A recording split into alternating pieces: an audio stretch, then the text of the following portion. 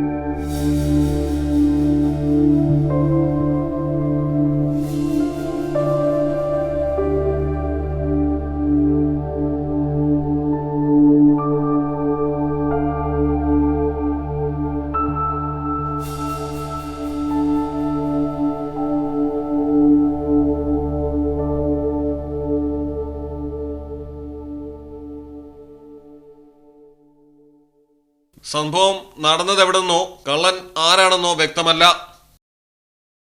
അസാധ്യമേ വഴക്കവും അസാമാന്യ ചങ്കുറപ്പുമുള്ള കള്ളനാണ് ഏതായാലും രക്ഷപ്പെട്ടിരിക്കുന്നത്.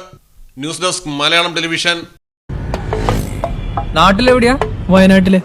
നാട്ടിലെവിടെയാ? ഞാൻ കോഴിക്കോട്. നാട്ടിലെവിടെയാ? ഞാൻ ആലപ്പുഴ. നാട്ടിലെവിടെയാ? ഞാൻ കണ്ണൂരാ. നാട്ടിലെവിടെയാ?